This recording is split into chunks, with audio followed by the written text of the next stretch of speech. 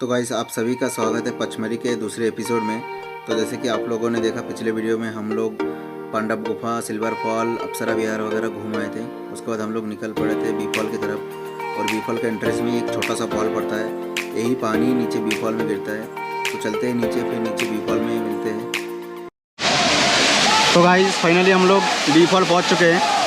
पहुँचने के बाद यहाँ पे एक टी स्टॉल था और टी स्टॉल से टी ब्रेक लिया हमने। फिर बी फॉल में हम लोग एंजॉय कर रहे हैं। तो आप लोग भी देखिए बी फॉल का नज़ारा।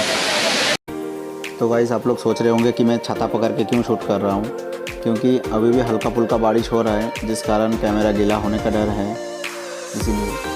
और बी फॉल पचमढ़ी का सबसे फेमस वाटरफॉल है।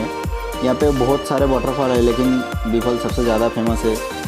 और यहाँ पचमढ़ी से लगभग 2 से 3 किलोमीटर दूर है। और बी फॉल को पता है हिंदी में जमुना प्रपात भी कहा जाता है।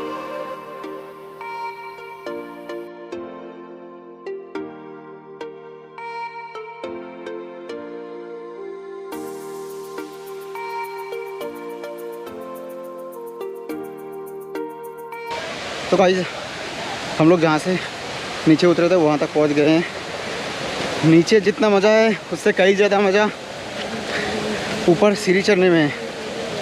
सीढ़ी चढ़ने में इतना मज़ा है कि कोई बता ही नहीं सकता। बहुत मेहनत लगता है ऊपर चढ़ने में। बहुत से लोग तो नीचे तक जा ही नहीं रहे, डर के मारे कि ऊपर कैसे पहुँचेंगे। तो गाइस हम लोग बी फॉल से निकल चुके हैं हमारे बाइक पार्किंग की ओर। और यहाँ पे भी सेम वही प्रोसीजर है जहाँ जब सिल्वर फॉल पे गए थे ना। चेक पोस्ट पे बाइक पार्क करो, फिर वहाँ से जिप्सी को ही अलाउ है अपने पॉइंट तक जाने के लिए। यहाँ पे भी वही हमने चेक पोस्ट पे बाइक पार्क कर दिया था, फिर पैदल चले गए 2 किलोमीटर लगभग। फिर वही वहाँ से फिर पैदल जाओ बाइक पार्किंग की ओर। यहाँ पे भी वही सेम प्रोसीजर। ये विंटर मौसम में घूमने का मज़ा ही अलग है।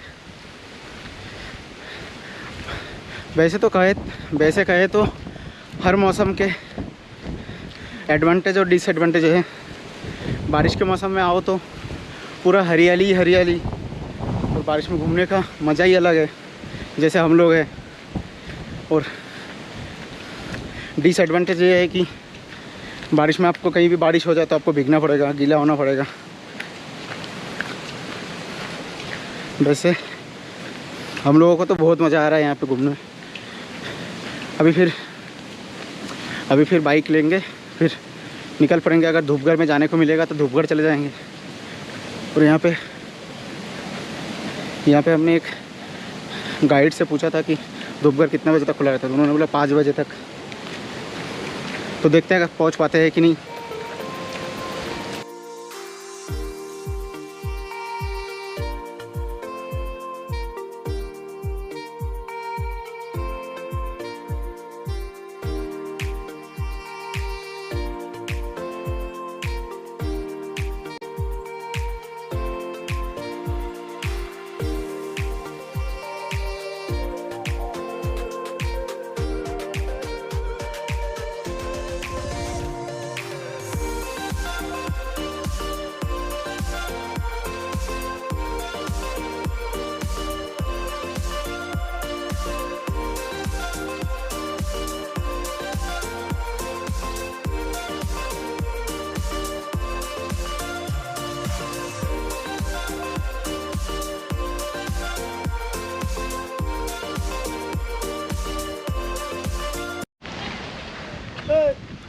तो गाइस धूपगढ़ जाते टाइम यहाँ पे बीच में इको पॉइंट पड़ता है। बहुत सारे पॉइंट पड़ता है धूपगढ़ जाते टाइम, और बीच में इको पॉइंट पड़ता है।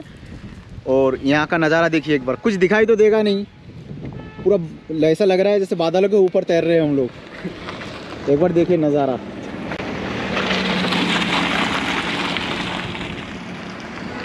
ये देखिए लगभग हम लोग पहुँच ही चुके हैं ऊपर तक। पूरा पैसा वसूल। पचमढ़ी आओ और बी फॉल और धूपगढ़ का अगर मज़ा नहीं लिया तो फिर पचमढ़ी आना बेकार है। ठीक है, ज़्यादा टाइम यहाँ पे गोप्रो बाहर रख नहीं सकता क्योंकि पूरा गोप्रो गीला हो जाएगा। तो गाइस मिलते हैं धूपगढ़ में पहुँचने के बाद। ज़्यादा टाइम नहीं बचा है, जस्ट पहुँच ही जाएंगे। गाइस फाइनली हम लोग धूपगढ़ पहुंच चुके हैं और यहाँ पे तो कुछ नज़र तो आएगा नहीं क्योंकि बहुत कोहरा ही कोहरा। एक बार देखिए।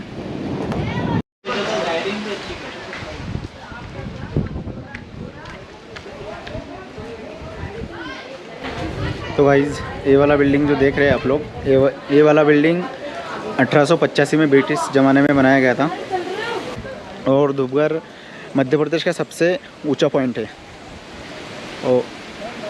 और आगे हम लोग जा रहे हैं, वहाँ पे सनसेट पॉइंट है। तो वहाँ पे विंटर मौसम में तो सनसेट पॉइंट का कोई मतलब है नहीं, फिर भी हम लोग जाके थोड़ा सा घूम के आते, देखते हैं आगे कैसे क्या होता है। तो गाइस धूपगढ़ मध्य प्रदेश का और पचमढ़ी का सबसे ऊंचा पॉइंट है। यहाँ पर ये लगभग पचमढ़ी से 10 किलोमीटर की दूरी पर है।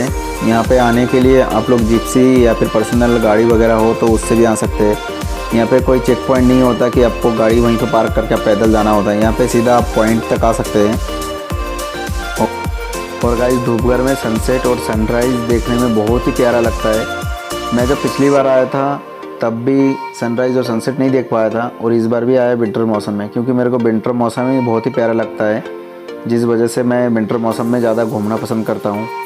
और अभी यहाँ पे इतना तेज़ हवा चल रहा है और बारिश भी हो रहा है, जिस कारण मुझे वॉइस ओवर करना पड़ रहा है। ठीक है गाइस, तो मिलते हैं नेक्स्ट एपिसोड में। अगर आप लोगों ने वीडियो यहाँ तक देख लिया है तो लाइक, शेयर और सब्सक्राइब करना ना मत भूलना।